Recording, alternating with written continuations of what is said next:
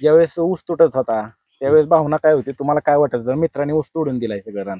मस्त वाटत होतं, पण बायांनी मन आमच्या भरपूर ही केलं. त्यामुळे काय बाया म्हणले तुला काय करायचं कर म्हणले.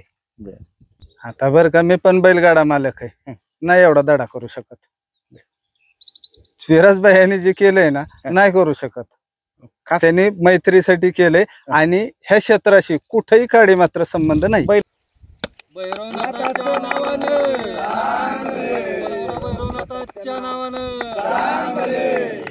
छत्रपती शिवाजी महाराज की जय. छत्रपती शिवाजी महाराज की जय. नमस्ते मित्रांनो, मैदान रिपोर्टर मध्ये आपल्या सगळ्यांचं स्वागत आहे. मित्रांनो, आपण पुणे जिल्ह्यातील पुरंदर तालुक्यातील निरा शिवतक्रार या गावामध्ये आलोय. आणि मित्रांनो, या ठिकाणी एक दोन मित्रांची मैत्री तुम्हाला एकदम वेगळ्या स्वरूपात पाहायला मिळणार आहे. तर एका मित्र आपला दुसरीकडे लांब बैलगाडी पळवण्यासाठी जातो, म्हणून स्वतःच उभं पीक म्हणजे ऊसाचं उभं पीक मोडून त्या ठिकाणी मैदान करण्यासाठी तयार करण्यासाठी ती जमीन दिलेली. तर त्याविषयी आपण माहिती जाणून घेणार आहोत. आपल्या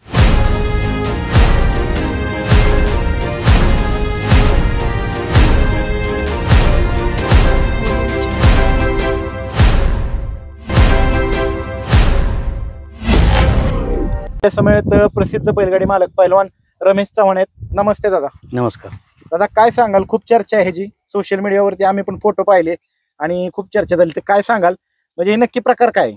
प्रकार असा आहे की आता बरेच आम्ही संतोष काका दगडे आहेत, सत्तारभाई आहेत, बोवा शेंडगे आहेत, विक्की निगडे, संदीप आहेत, प्रवीण पोकळे आहेत, आयजभाई आहेत, किरण थोपटे आहेत, मनोज गायकवाड, आम्ही सर्वजण बरेच ठिकाणी लांब लांब पळायला जातोय.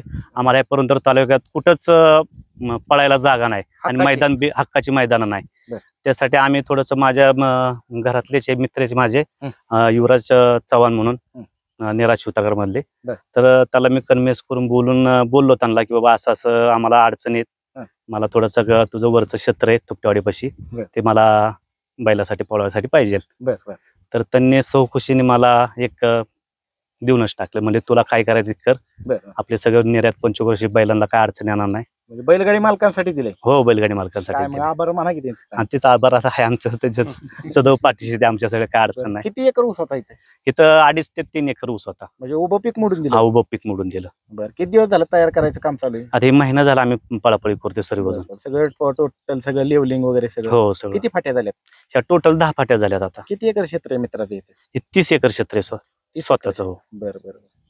मग काय, कसा आनंद, कसा लय लांब पळायला जायचं ना? हो, लांब म्हणजे आता आमचे स्वतः संतोष काका आहे, बुवा आहे, 17, आम्ही फार पुष्यगाव, सातेवाडी, खटाव बिटाव ह्या साईडला पळायला जात होतो. परत तिकडे फार मुळशीपर्यंत गेलो पळायला आम्ही, पण एवढ्या लांब जाऊन खर्च भरपूर व्हायचा.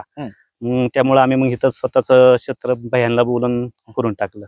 त्यामुळे आपल्या तालुक्यात सध्या बारामती तालुका बी, पुरंदर आहे, बोर आहे, सगळ्यांना एक मध्यवर्ती ठरण म्हणून ही गोष्टी आम्ही सगळ्या मित्रमंडळांनी. ज्यावेळेस ऊस तुटत होता त्यावेळेस भावना काय होती, तुम्हाला काय वाटत होतं? मित्रांनी ऊस तोडून दिलाय सगळं रान. मस्त वाटत होतं, पण बायांनी मन आमच्या भरपूर ही केलं. त्यामुळे काय बाया म्हणले तुला काय करायचं कर म्हणले. आता कसं रान, कसं आहे, माती कशी?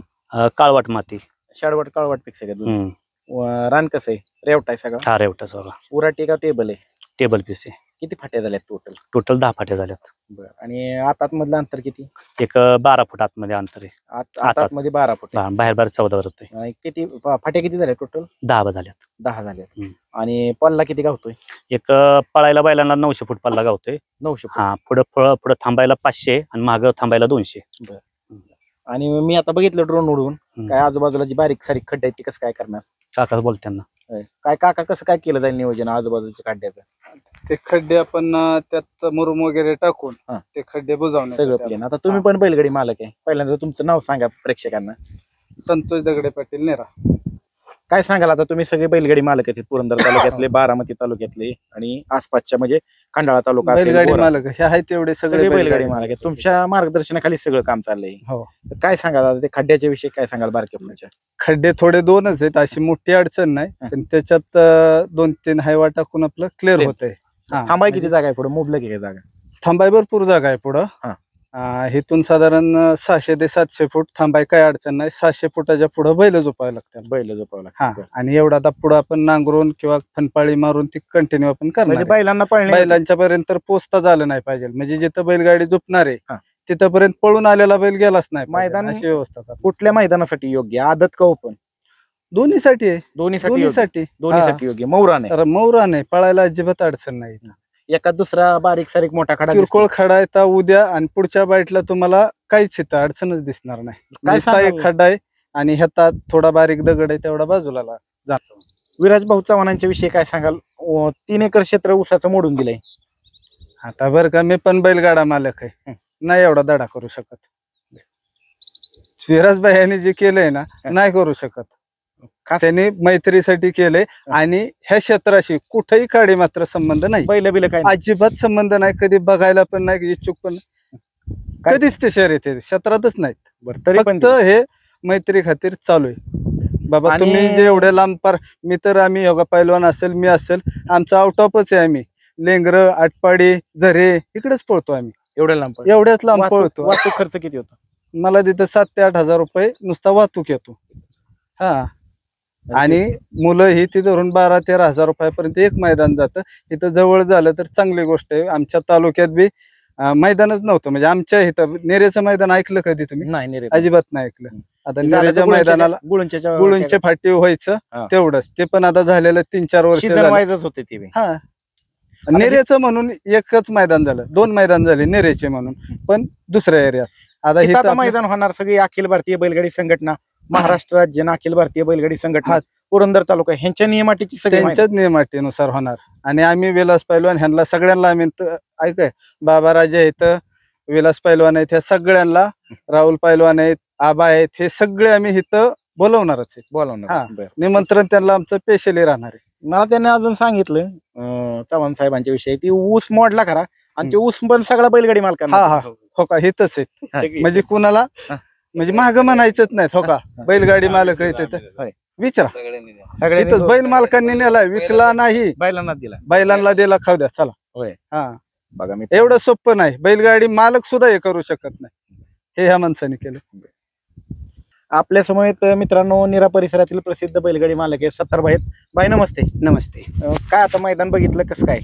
मैदान छान आहे. मैदान बघितलं म्हणजे मैदान तयार करण्याच्या पूर्वीपासून आमचे मित्र विराज भैया असतील, आपले पैलवान असतील, आम्ही सर्वजण येऊन 3-3 वेळा इथं सर्वे करून गेलो की बाबा होऊ शकतं का, होऊ शकतं का.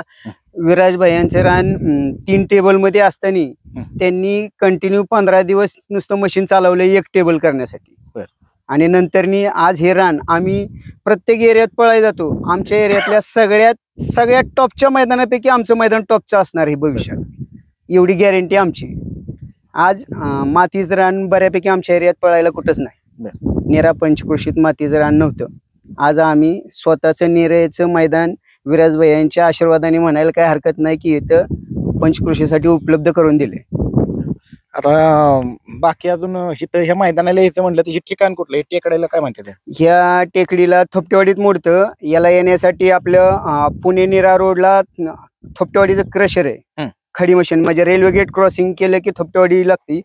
ती पाटीतून गुळूंच्या रोडला यायचं. तिथं आम्ही बॅनर लावणार आहे पुढं. बरं, झेंडा बिंडा असणार, कोण हो, असणार, तिथं निशाणी असणार. झेंडा वगैरे असणार. इकडून आपल्या गुळूंच्याकडून आले की मोरगाववरून आले की गुळूंच्यात यायचं, गुळूंच्यातून पुणे रोडला निघायचं. लोकेशन देणार आहे सगळं. हो, लोकेशन वरती सगळे डिटेल रान असणार. कसे पळायला आता तुमची पण बैल पाळणार आहेत आणि हो. इतर बी महाराष्ट्रातली पाळणार आहेत, तर काय हो. सांगाल?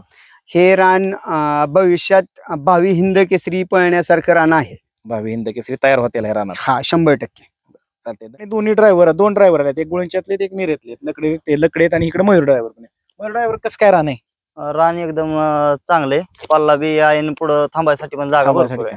तू इथं काय? फेरं बिरं टाकला का नाही एखाद दुसरा? टाकलाय 1-2 दिवसापूर्वी. बरं, कुठपर्यंत जाते गाडी? नाही काल जाते आणि रान बी चांगले. पुढे थांबायला आहे का? थांबाय जागा आहे, कुठली अडचण नाही. अडचण नाही. पण आता आपण वळू लकडींकडे.